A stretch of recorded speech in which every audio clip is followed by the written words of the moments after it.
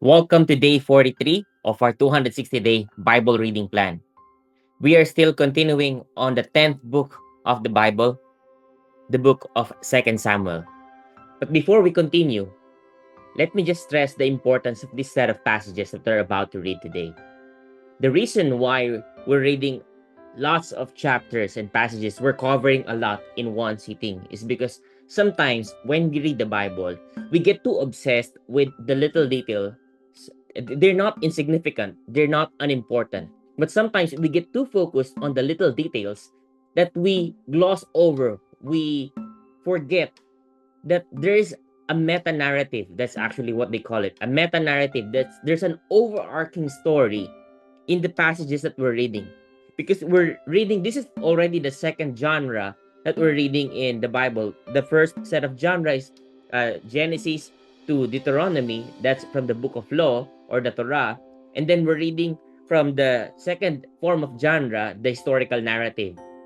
There are different books, different authors, different genre, but there's only one author of the Bible, God.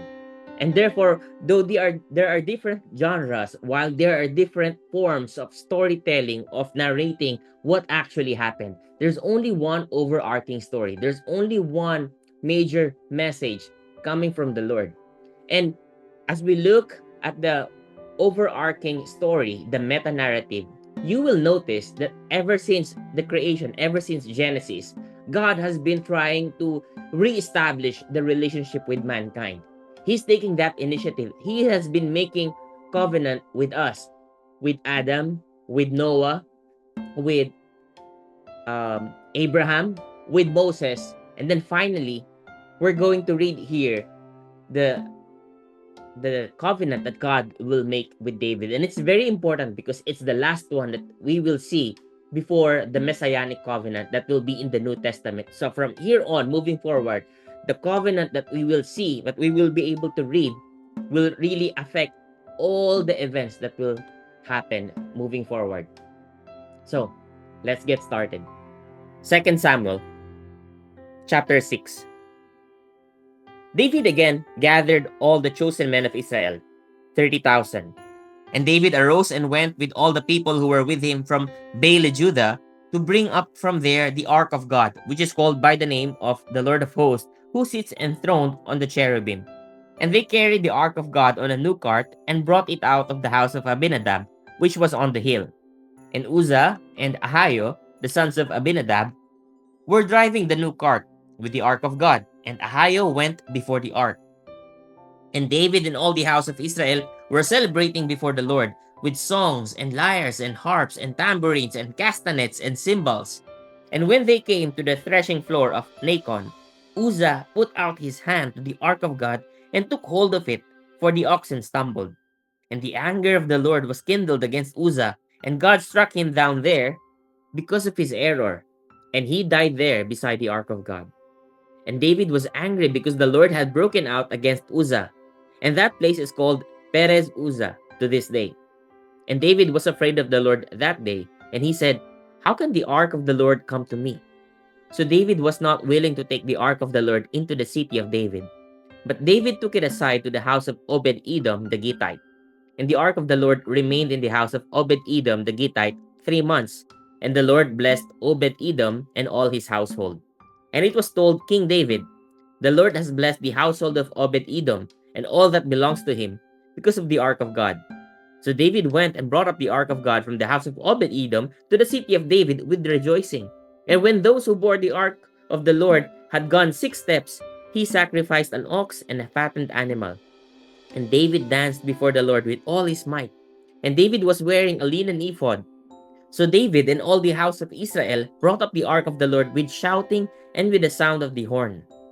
As the ark of the Lord came into the city of David, Michal, the daughter of Saul, looked out of the window and saw King David leaping and dancing before the Lord, and she despised him in her heart. And they brought in the ark of the Lord and set it in its place, inside the tent that David had pitched for it. And David offered burnt offerings and peace offerings before the Lord. And when David had finished offering the burnt offerings and the peace offerings, he blessed the people in the name of the Lord of hosts, and distributed among all the people, the whole multitude of Israel, both men and women, a cake of bread, a portion of meat, and a cake of raisins to each one. Then all the people departed, each to his house. And David returned to bless his household. But Michal, the daughter of Saul, came out to meet David and said, "How the king of Israel honored himself today, uncovering himself today before the eyes of his servants, female servants, as one of the vulgar fellows shamelessly uncovers himself." And David said to Michal, "It was before the Lord who chose me above your father and above all his house to appoint me as prince over Israel, the people of the Lord. And I will celebrate before the Lord. I will make myself yet more contemptible than this, and I will be abased in your eyes. But by the female servants of whom you have spoken, by them I shall be held in honor." And Michal, the daughter of Saul, had no child to the day of her death. Chapter 7. Now when the king lived in his house and the Lord had given him rest from all his surrounding enemies, the king said to Nathan the prophet, "See now, I dwell in a house of cedar, but the ark of God dwells in a tent." And Nathan said to the king, "Go, do all that is in your heart, for the Lord is with you." But that same night, the word of the Lord came to Nathan, "Go and tell my servant David, thus says the Lord, would you build me a house to dwell in? I have not lived in a house since the day I brought up the people of Israel from Egypt to this day, but I have been moving about in a tent for my dwelling. In all places where I have moved with all the people of Israel, did I speak a word with any of the judges of Israel, whom I commanded to shepherd my people Israel, saying, Why have you not built me a house of cedar? Now, therefore, thus you shall say to my servant David, Thus says the Lord of hosts, I took you from the pasture, from following the sheep, that you should be prince over my people Israel. And I have been with you wherever you went and have cut off all your enemies from before you. And I will make for you a great name, like the name of the great ones of the earth. And I will appoint a place for my people Israel, and will plant them, so that they may dwell in their own place and be disturbed no more. And violent men shall afflict them no more, as formerly, from the time that I appointed judges over my people Israel. And I will give you rest from all your enemies. Moreover, the Lord declares to you that the Lord will make you a house. When your days are fulfilled and you lie down with your fathers, I will raise up your offspring after you, who shall come from your body, and I will establish his kingdom. He shall build a house for my name, and I will establish the throne of his kingdom forever. I will be to him a father, and he shall be to me a son. When he commits iniquity, I will discipline him with the rod of men, with the stripes of the sons of men. But my steadfast love will not depart from him, as I took it from Saul, whom I put away from before you. And your house and your kingdom shall be made sure forever before me. Your throne shall be established forever. In accordance with all these words and in accordance with all this vision, Nathan spoke to David. Then King David went in and sat before the Lord and said, Who am I, O Lord God, and what is my house, that you have brought me thus far? And yet this was a small thing in your eyes, O Lord God. You have spoken also of your servant's house for a great while to come, and this is instruction for mankind, O Lord God. And what more can David say to you? For you know your servant, O Lord God. Because of your promise, and according to your own heart, you have brought about all this greatness to make your servant know it. Therefore you are great, O Lord God, for there is none like you, and there is no God besides you, according to all that we have heard with our ears.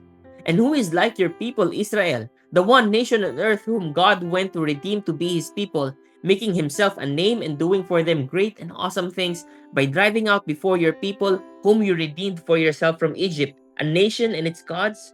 And you established for yourself your people Israel to be your people forever. And you, O Lord, became their God. And now, O Lord God, confirm forever the word that you have spoken concerning your servant and concerning this house, and do as you have spoken. And your name will be magnified forever, saying, The Lord of hosts is God over Israel, and the house of your servant David will be established before you. For you, O Lord of hosts, the God of Israel, have made this revelation to your servant, saying, I will build you a house. Therefore your servant has found courage to pray this prayer to you. And now, O Lord God, you are God, and your words are true, and you have promised this good thing to your servant. Now therefore may it please you to bless the house of your servant, so that it may continue forever before you. For you, O Lord God, have spoken, and with your blessings shall the house of your servant be blessed forever. Chapter 8. After this, David defeated the Philistines and subdued them. And David took Metheg Ammah out of the hand of the Philistines.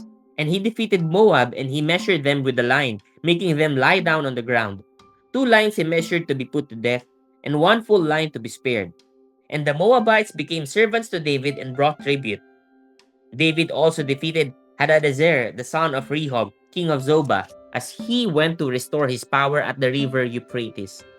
And David took from him 1,700 horsemen and 20,000 foot soldiers. And David hamstrung all the chariot horses but left enough for 100 chariots. And when the Syrians of Damascus came to help Hadadezer, king of Zobah, David struck down 22,000 men of the Syrians. Then David put garrisons in Aram of Damascus, and the Syrians became servants to David and brought tribute. And the Lord gave victory to David wherever he went. And David took the shields of gold that were carried by the servants of Hadadezer and brought them to Jerusalem. And from Betah and from Berothai, cities of Hadadezer, King David took very much bronze. When Toi, king of Hamath, heard that David had defeated the whole army of Hadadezer, Toi sent his son Joram to King David to ask about his health and to bless him, because he had fought against Hadadezer and defeated him. For Hadadezer had often been at war with Toi. And Joram brought with him articles of silver, of gold, and of bronze. These also King David dedicated to the Lord, together with the silver and gold that he dedicated from the nations he subdued, from Edom, Moab, the Ammonites, the Philistines, Amalek, and from the spoil of Hadadezer, the son of Rehob, king of Zobah. And David made a name for himself when he returned from striking down 18,000 Edomites in the valley of Salt. Then he put garrisons in Edom. Throughout all Edom he put garrisons, and all the Edomites became David's servants. And the Lord gave victory to David wherever he went. So David reigned over all Israel, and David administered justice and equity to all his people. Joab the son of Zeruiah was over the army, and Jehoshaphat the son of Ahilud was recorder. And Zadok the son of Ahitub and Ahimelech the son of Abiathar were priests, and Saraiah was secretary. And Benaiah the son of Jehoiada was over the Kerethites and the Pelethites. And David's sons were priests.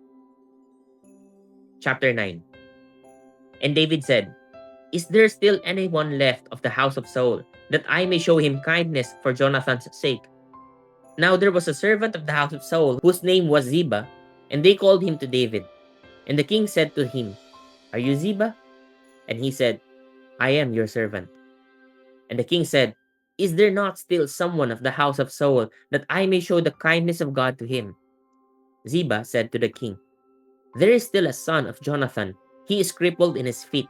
The king said to him, Where is he?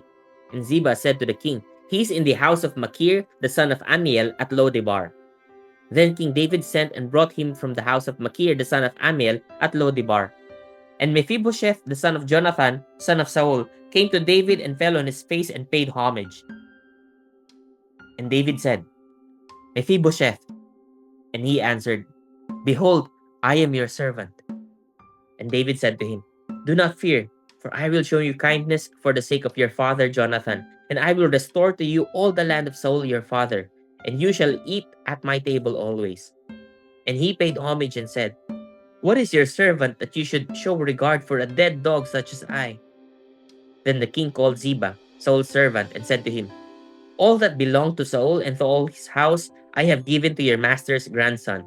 And you and your sons and your servants shall till the land for him, and shall bring in the produce, that your master's grandson may have bread to eat. But Mephibosheth, your master's grandson, shall always eat at my table.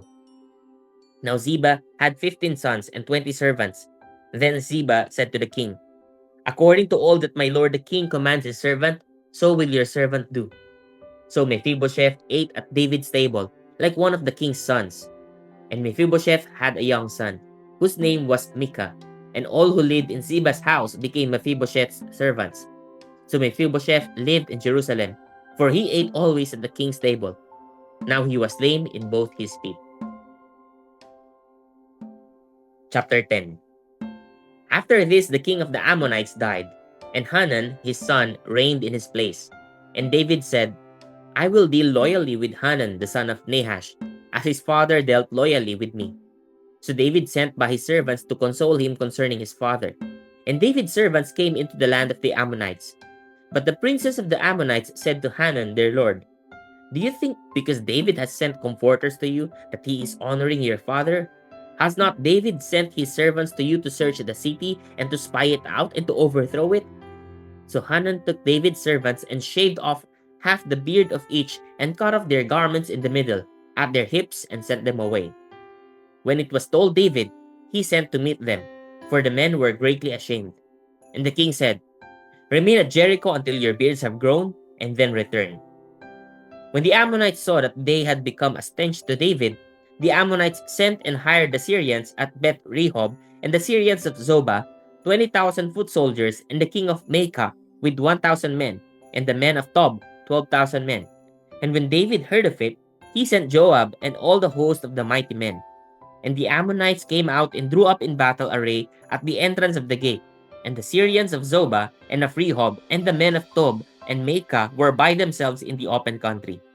When Joab saw that the battle was set against him both in front and in the rear, he chose some of the best men of Israel and arrayed them against the Syrians. The rest of his men he put in the charge of Abishai his brother, and he arrayed them against the Ammonites. And he said, If the Syrians are too strong for me, then you shall help me.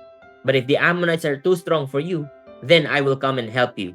Be of good courage, and let us be courageous for our people and for the cities of our God, and may the Lord do what seems good to him.